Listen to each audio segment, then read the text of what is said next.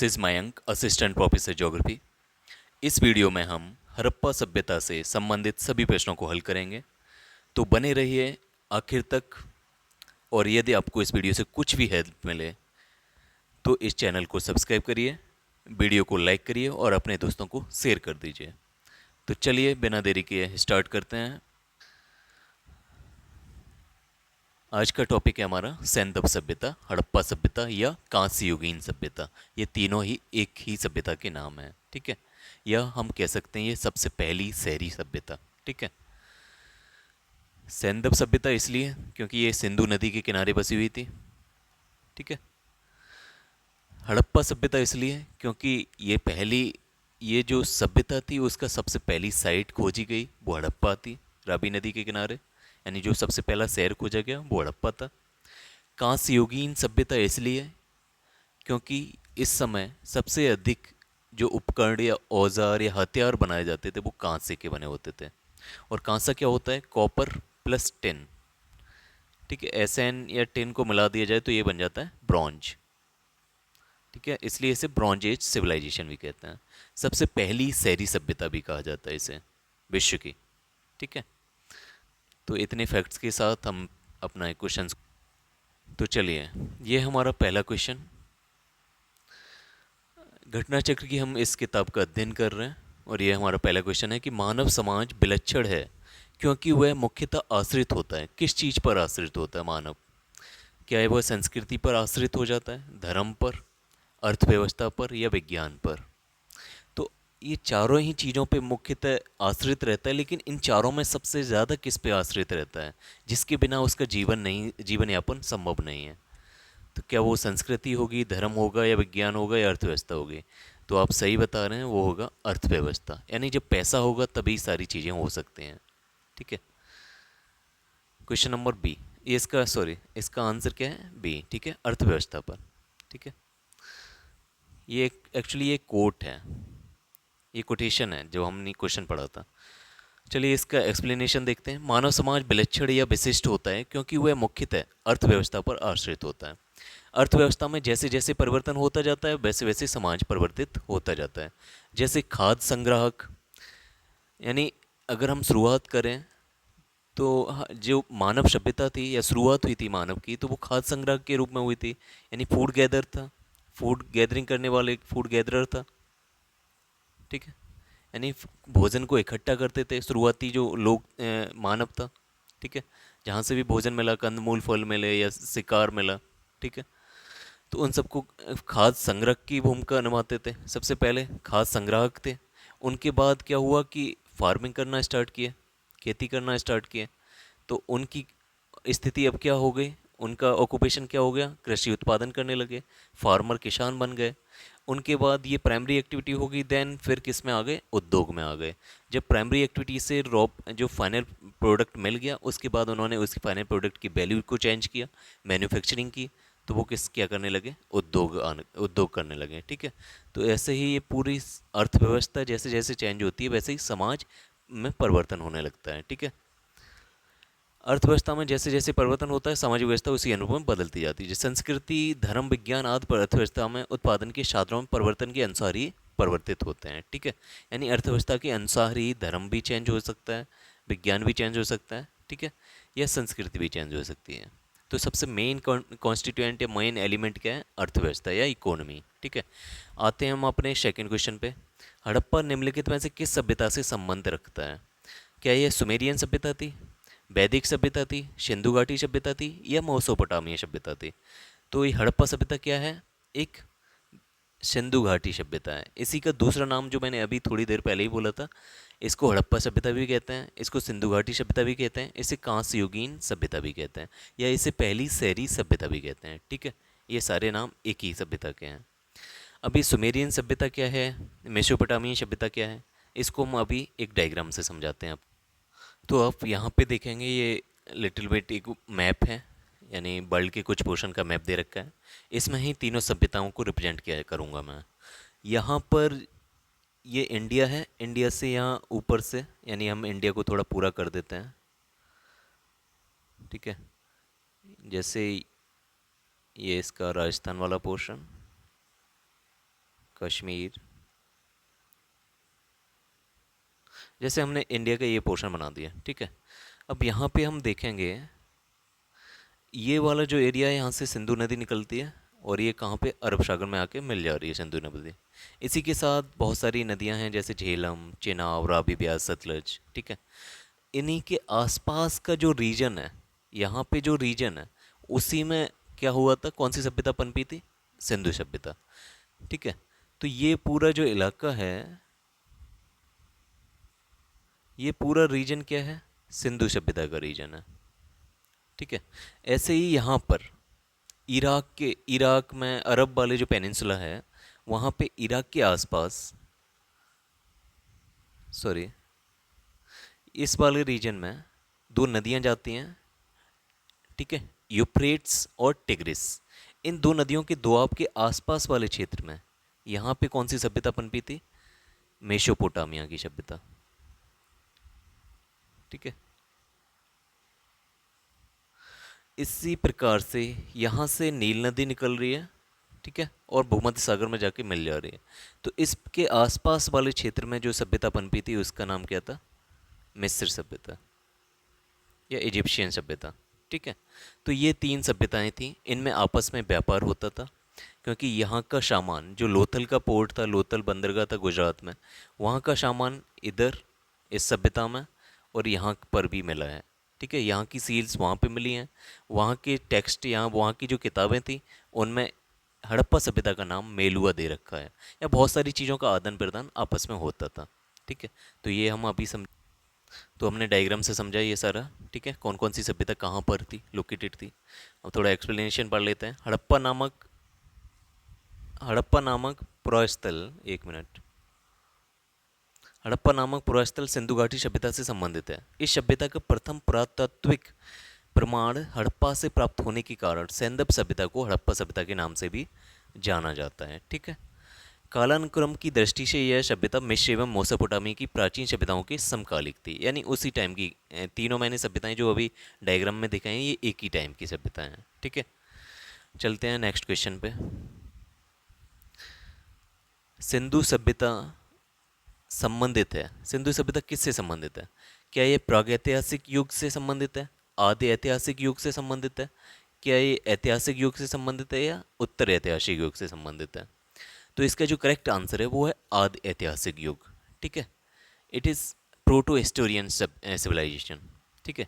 यानी एक ऐसा टाइम पीरियड जिसके बारे में हमें रिटन रिकॉर्ड नहीं है। यानी रिटन रिकॉर्ड एक होता है, अब हम बांटते हैं, जैसे एक होती है हिस्ट्री या ऐतिहासिक, यानी ये वाला युग, ठीक है, हिस्टोरिक पीरियड या हिस्ट्री।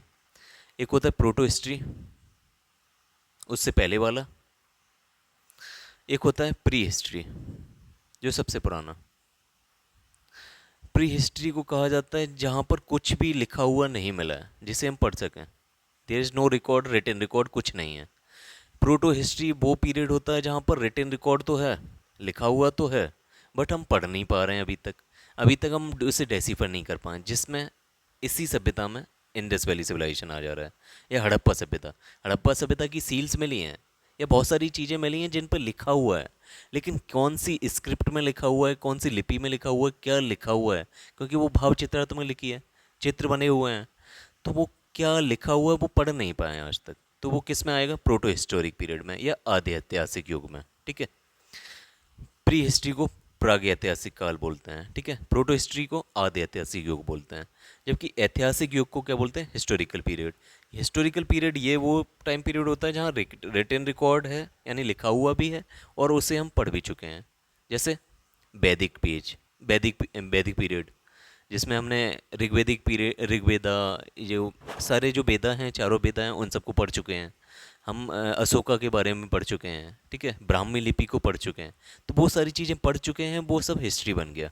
तो हिस्ट्री को हम फिर से डिवाइड कर देते हैं तीन हिस्सों में, एंशियंट यानी प्राचीन, मेडाइवल और मॉडर्न, ठीक है, प्राचीन, मध्यकालीन और आधुनिक, ठीक है। ये पूरा हिस्सा है। सबसे पहले प्री हिस्ट्री यानी प्रागैतिहासिक युग, जिसमें कुछ भी लिखित साक्ष्य नहीं है। प्रोटो हिस्ट्री दूसरे नंबर पे, जिसमें आदि ऐतिहासिक युग, यानी जिसका लिखा हुआ साक्ष्य तो है लेकिन हम अभी पढ़ नहीं पाए। तीसरा होता है ऐतिहासिक युग, हिस्टोरिक पीरियड, जिसमें रिटन रिकॉर्ड भी हैं और हम पढ़ भी चुके हैं। ठीक है, उसी के 3 हिस्से बांट दिए हैं इंडिया के लिए, जिसमें प्राचीन भारतीय इतिहास, मध्य भारतीय इतिहास, मध्यकालीन भारतीय इतिहास और आधुनिक भारतीय इतिहास। ठीक है, ये सारी चीज़ें हमने यहाँ पे देखी। तो चलते हैं अब नेक्स्ट टॉपिक पे। क्वेश्चन नंबर 4, सिंधु घाटी की सभ्यता गैर आर्य थी।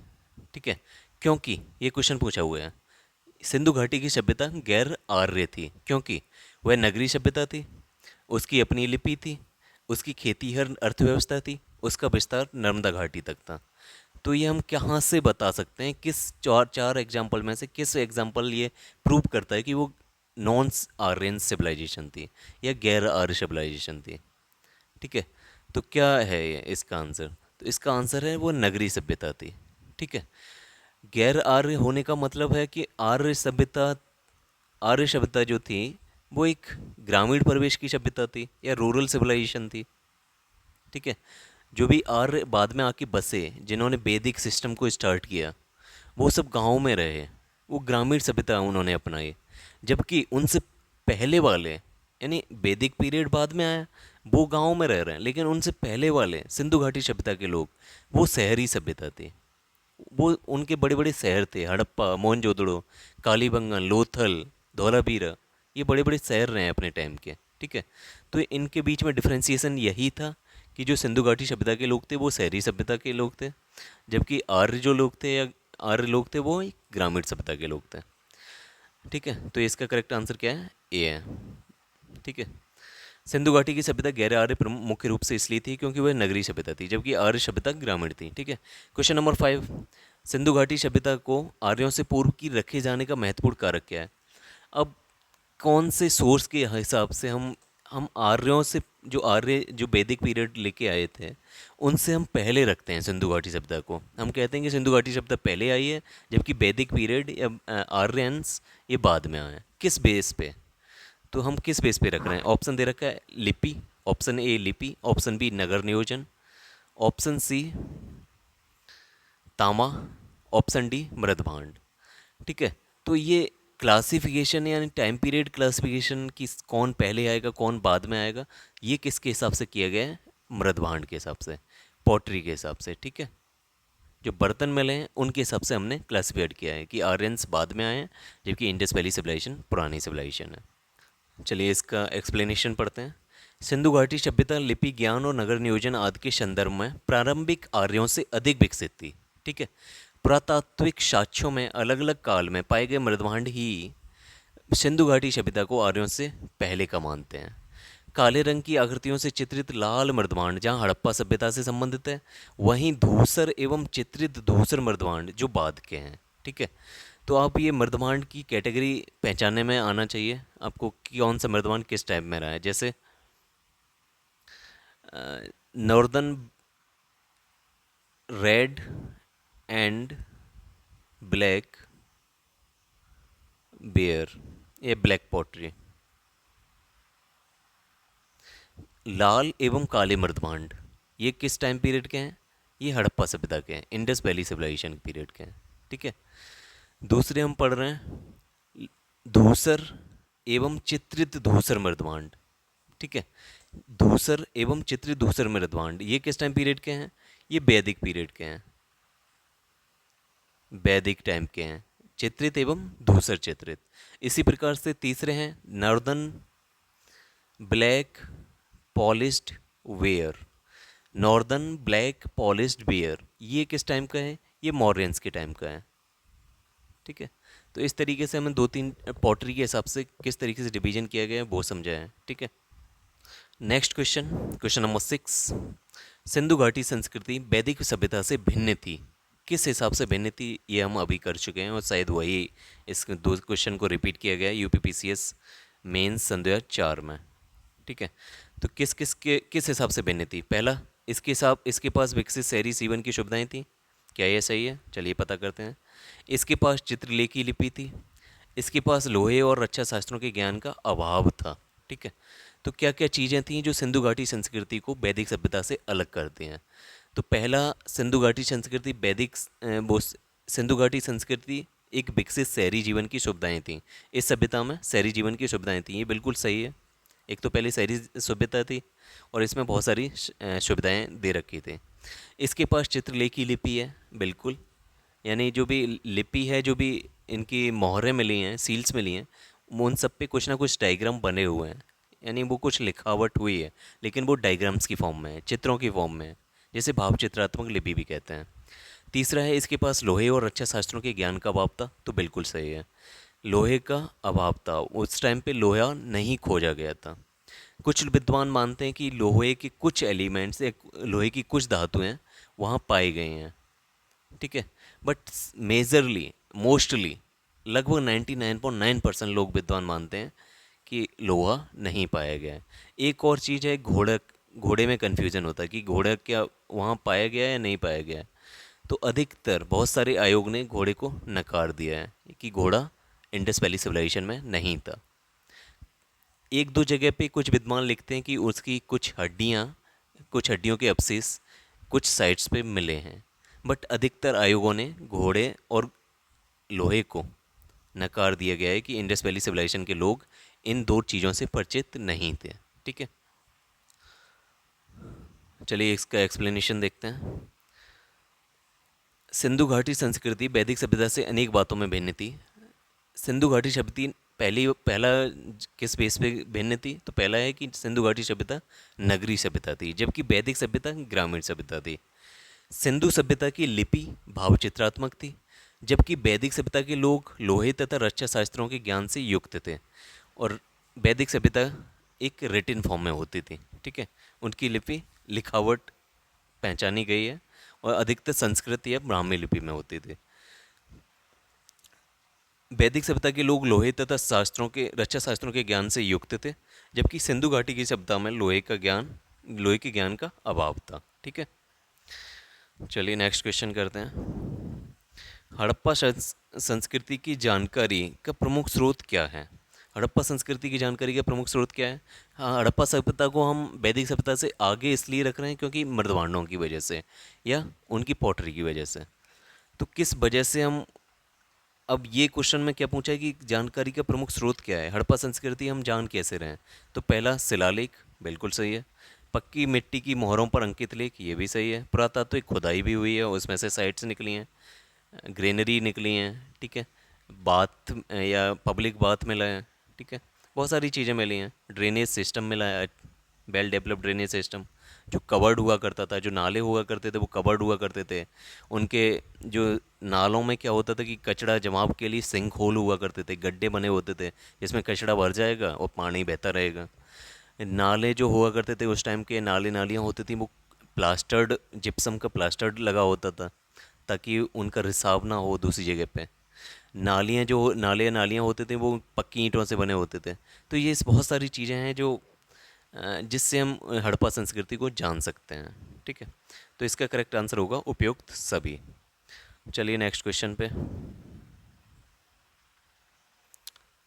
क्वेश्चन नंबर 8, निम्नलिखित में से कौन सा सिंधु घाटी की सभ्यता पर प्रकाश डालता है? पहला शिलालेख, दूसरा पुरातत्व संबंधी खुदाई, तीसरा बर्तनों की मोहरों पर लिखावट, चौथा है धार्मिक ग्रंथ। तो इन चारों में से कौन सा है जो सिंधु घाटी की सभ्यता पर प्रकाश डालता है? तो इसका जो करेक्ट आंसर है वो है पुरातत्व संबंधी खुदाई। सबसे पहले ये हड़प्पा सभ्यता की खोज की थी दयाराम साहनी ने, ठीक है, DR साहनी। और इन्होंने क्या खोजा था? सबसे पहले एक स्थल को खोजा, एक साइट खोजी जिसका नाम रखा गया हड़प्पा, ठीक है। इसीलिए इस सभ्यता का नाम क्या हो गया था? हड़प्पा सभ्यता। और कहाँ, कब, किस ईयर में खोजा गया था? तो ये 1921 में खोजा गया। एक साल बाद राकलदास बनर्जी ने मोहनजोदड़ो की खोज की थी, ठीक है।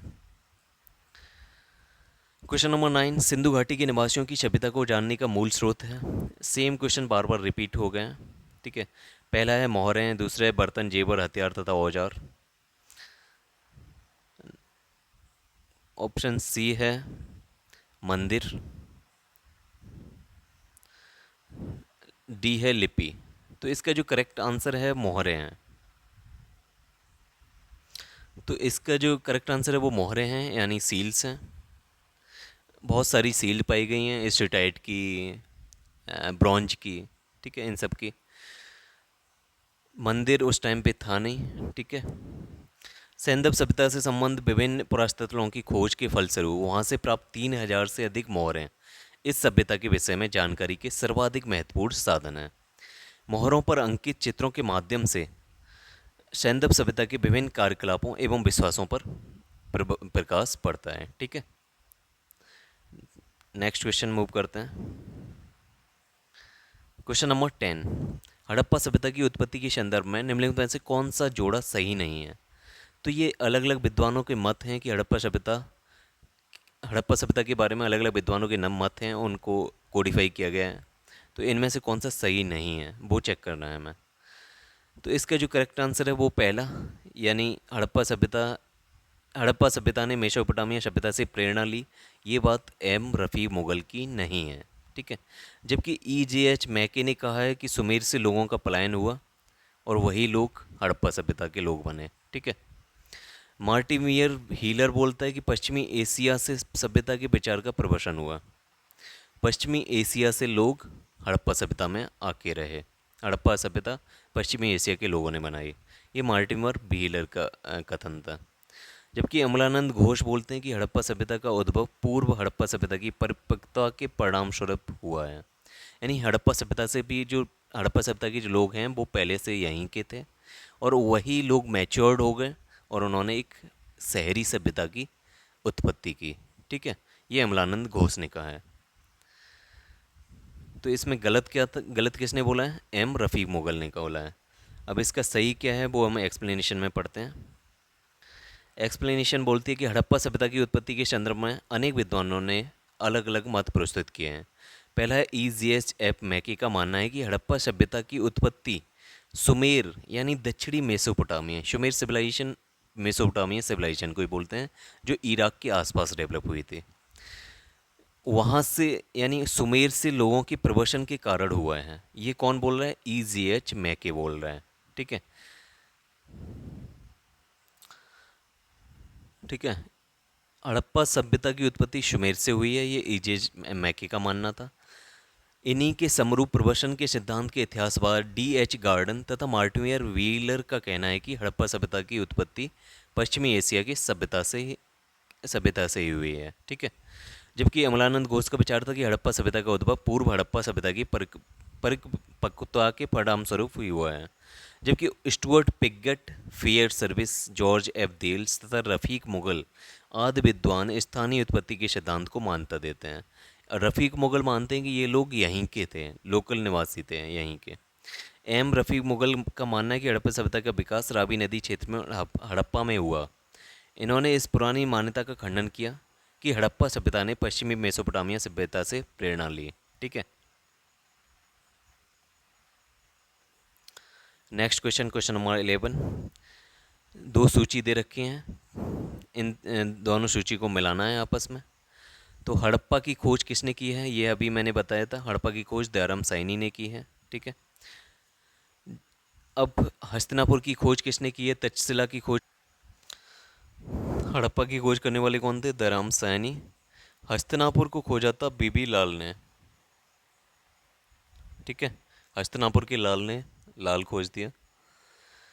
तक्षशिला की खोज हुई थी, जॉन मार्शल ने की थी तक्षशिला की खोज, ठीक है।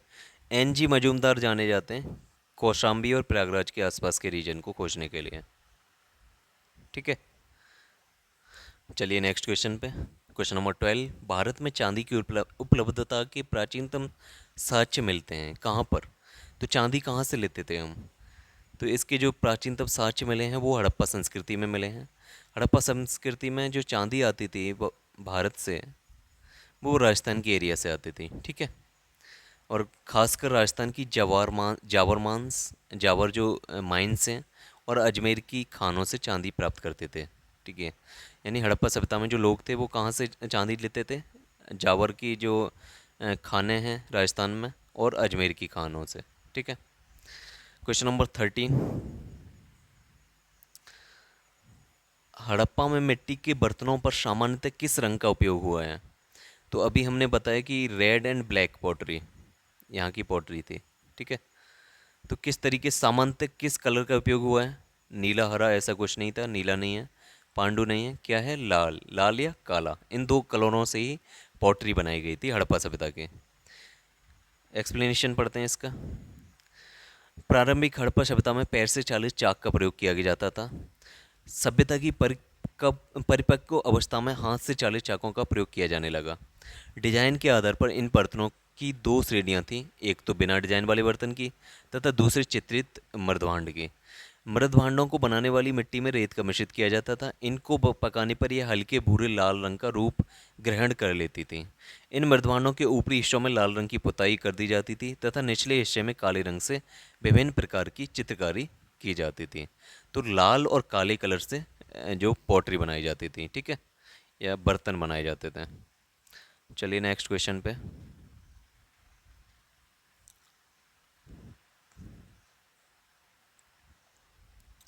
क्वेश्चन नंबर 14, मूर्ति पूजा का आरंभ कब से माना जाता है? क्या यह उत्तर वैदिक काल से था, कुषाण काल से था, मौर्य काल से था, या पूर्व आर्यन से था? यानी आर्यन से पहले, आर्यन से पहले कौन था? हड़प्पा। तो हम चेक करेंगे कि हड़प्पा में कोई ऐसा तत्व है जिससे हम बता सकें कि मूर्ति पूजा स्टार्ट हुई थी। तो हम पता करते हैं कि बिल्कुल सही है, क्योंकि मूर्ति पूजा किस किस की स्टार्ट हुई है। तो मूर्ति पूजा हड़प्पा में किन की स्टार्ट हो रही थी? वहाँ पर मात्र देवी मिली हैं, ठीक है, मात्र देवी की मूर्ति मिली है, ठीक है। तो वहाँ से हम कह सकते हैं कि जिनके पेट से, जिनके उधर से एक पीपल का पेड़ निकल रहा है, तो माता देवी की पूजा होती थी उस टाइम पे, ये माना गया है, ठीक है। डांसिंग फिगर्स मिली है, ब्रॉन्ज की डांसिंग फिगर मिली है, उससे भी हम कह सकते हैं कि मूर्ति पूजा स्टार्ट हो गई थी उस टाइम पे। लेकिन मंदिर नहीं बने थे। मूर्ति पूजा जब मान सकते हैं, लेकिन मंदिर का कोई अवशेष नहीं मिला है, ठीक है, हड़प्पा सभ्यता में। मूर्ति पूजा का आरंभ पूर्व आर्य काल से माना जाता है। सैंदव सभ्यता में मूर्ति पूजा प्रचलित थी। इसके उदाहरण अनेक सैंदव पुरास्थलों से प्राप्त माता देवी की मृण मूर्तियां तथा मोहरों पर प्राप्त होते हैं, ठीक है। चलते हैं नेक्स्ट क्वेश्चन पे। क्वेश्चन नंबर 15, निम्नलिखित पशुओं में से किस एक का हड़प्पा संस्कृति में पाई मोहरों और टेराकोटा कलाकृतियों में निरूपण नहीं हुआ था? तो इन चारों में से कौन सा ऐसा पशु है जो हड़प्पा सभ्यता में नहीं पाया जाता या हड़प्पा सभ्यता की मोहरों पर अंकित नहीं है? तो क्या गाय है, गैंडा है, हाथी है, बाघ है? तो एक गैंडा पाया जाता है, पशुपतिनाथ की सील पे भी मिलता है, पशुपतिनाथ की मोहर है, उस पे हाथी भी पाया जाता है और बाघ भी पाया जाता है। लेकिन हड़प्पा सभ्यता की 3000 से अधिक मोहरें खोजी गई हैं, लेकिन किसी पर भी गाय और घोड़े के चिन्ह नहीं हैं, ठीक है। तो इसका करेक्ट आंसर है गाय। चलते हैं नेक्स्ट क्वेश्चन पे। क्वेश्चन नंबर 16, निम्नलिखित में से कौन सा एक हड़प्पा से स्थल नहीं है? तो इन चारों में से कौन सा एक हड़प्पा स्थल नहीं है? पहला है चनुवदड़ो, पहला है चनुवदड़ो, दूसरा है कोटड़जी, तीसरा है शौगौरा और चौथा है देशलपुर। इनमें से कौन सा हड़प्पा से स्थल नहीं है? IAS प्री 2019 में क्वेश्चन आया हुआ है। तो ये जो शौगौरा है ये आपका इसमें नहीं आता, ठीक है, ये एक हड़प्पा स्थल नहीं है। ये कहाँ पे पाया जाता है? गोरखपुर में, ठीक है। गोरखपुर कौन सी नदी के किनारे है? राप्ती नदी के किनारे है, ठीक है।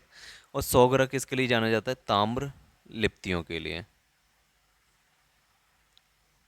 ताम्र लिप्तियों के लिए, ठीक है। यानी तांबे से बनी हुई जो प्लेट्स टाइप की जो ताम्र लिपि हैं, उनके लिए जाना जाता है सौगरा, ठीक है। शौगरा उत्तर प्रदेश के गोरखपुर में राप्ती नदी के किनारे स्थित एक गाँव है। यहाँ से मौर्यकालीन ताम्रपत्र अभिलेख मिला है, जिसमें यहाँ अन्नानगार होने का विवरण मिलता है।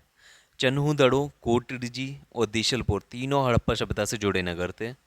चन्हूदड़ो और कोटड़जी वर्तमान पाकिस्तान के सिंध प्रांत में तथा देशलपुर गुजरात राज्य के कच्छ में स्थित हैं, ठीक है। चलिए नेक्स्ट क्वेश्चन की तरफ बढ़ते हैं। क्वेश्चन नंबर 17, दो सूचियों को आपस में मिलाना है। पहला है प्राचीन स्थल, दूसरा एक पुरातात्विक खोज। तो लोथल में किस चीज़ की खोज हुई थी? किस चीज़ का खोजा गया था? तो लोथल था क्या? लोथल एक बंदरगाह था, ठीक है। कालीबंगा में क्या खोजा गया है? कालीबंगा में लोथल को यहाँ आप गोदीबाड़ा से मिलाएंगे। गोदीबाड़ा का मतलब ये पोर्ट से होता है, ठीक है, बंदरगाह से होता है। कालीबंगा क्या था? कालीबंगा में मिला है जुता हुआ खेत मिला है, ठीक है। इसके दो ऑप्शंस के ऊपर पड़ते हैं। धौलावीरा किसके लिए जाना जाता है? धौलावीरा धोलावीरा किसके लिए जाना जाता है? धोलावीरा जाना जाता है हड़प्पन लिपि के बड़े आकार के 10 चिन्हों वाला एक शिलालेख। जबकि बनावली किसके लिए जाना जाता है? पक्की मिट्टी की बनी हुई हल्की प्रतिकृति। क्वेश्चन नंबर 18, एक जुते हुए खेत की खोज की गई थी। कब खोज की गई थी? मोहनजोदड़ो में। कहाँ पे खोज की गई थी जुते हुए खेत की खोज? तो इसका जो करेक्ट आंसर है वो कालीबंगा। ठीक है, कालीबंगा आपका राजस्थान में है, वहाँ से इसकी खोज की गई थी। क्वेश्चन नंबर 19, निम्न में से किस हड़प्पन नगर में खेतों किस नगर में जुते हुए खेतों के निशान मिले हैं? तो इसका जो करेक्ट आंसर है वो बार बार वही है, कालीबंगा। क्वेश्चन नंबर 20, सूची फर्स्ट को सूची सेकंड से मिलाना है। तो इसका जो करेक्ट आंसर है वो है हड़प्पा। हड़प्पा में क्या था? तो हड़प्पा में क्या मिला है? शवादान मिले हैं। ठीक है, सिमेट्री मिली है। लोथल क्या था? लोथल एक गोदीवाड़ा था, या लोथल एक पोर्ट था। ठीक है, कालीबंगा क्या था? जुता हुआ खेत था। कालीबंगा में जुता हुआ खेत मिला है, जबकि मोहनजोदड़ो में नर्तकी की मूर्ति मिली है।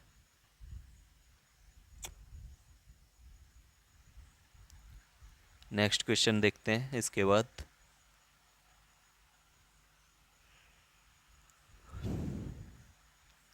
क्वेश्चन नंबर 21, सूची फर्स्ट को सूची सेकंड से मिलान करना है। हड़प्पा किस नदी के एक तरफ है? सभ्यता के स्थल, जबकि दूसरी तरफ है नदियां जिसके आसपास वो हैं। तो हड़प्पा किस नदी के किनारे है? रावी नदी के किनारे।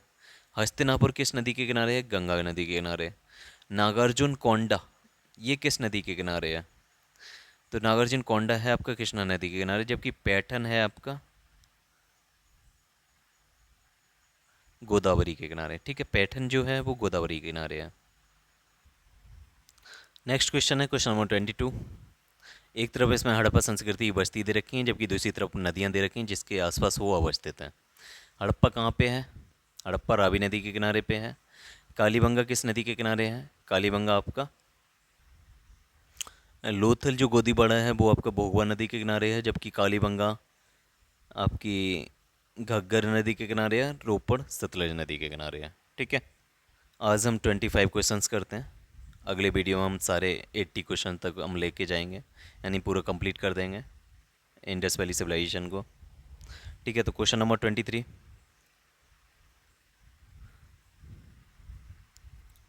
हड़प्पा सभ्यता किस नदी के किनारे अवस्थित है? हड़प्पा सभ्यता नहीं, हड़प्पा किस नदी के किनारे अवस्थित है? तो इसका जो करेक्ट आंसर है वो है रावी नदी के किनारे। ठीक है, नेक्स्ट हम बात करते हैं क्वेश्चन नंबर 24, सैंदव सभ्यता का महान स्नानागार कहाँ से प्राप्त हुआ है? सैंदव सभ्यता का जो महान स्नानागार है वो प्राप्त हुआ है आपका मोहनजोदड़ो से। ठीक है, इसका हम डिटेल पढ़ते हैं। सैंदव सभ्यता के महान स्नानागार सैंदव सभ्यता के महान स्नानागार के साक्ष्य मोहनजोदड़ो से प्राप्त हुए। इसकी लंबाई उत्तर से दक्षिण की ओर 55 मीटर तथा चौड़ाई पूर्व से पश्चिम दिशा की ओर 33 मीटर है। ठीक है, यह है स्नानागार।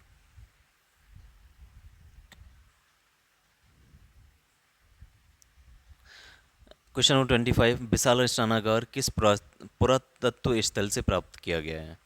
तो क्या ये रोपड़ से प्राप्त किया है? नहीं। ये हड़प्पा से प्राप्त किया है? नहीं। कालीबंगा से? नहीं। तो ये कहाँ से प्राप्त किया है? मोहनजोदड़ो से। मोहनजोदड़ो से विशाल स्नानागार प्राप्त किया गया है। तो हम आज इतना ही बाइंड अप करते हैं। क्वेश्चन नंबर 25 क्वेश्चंस अभी हमने डिस्कस किए हैं। आगे के जो 87 क्वेश्चंस हैं उन सबको हम कल, यानी कल के वीडियो में 10 जुलाई को कंप्लीट कर देंगे। अगर आप अभी तक बने हुए हैं तो आप प्लीज़ लाइक करिए, शेयर करिए वीडियो को, तथा चैनल को सब्सक्राइब करिएगा। ठीक है, थैंक यू, जय हिंद।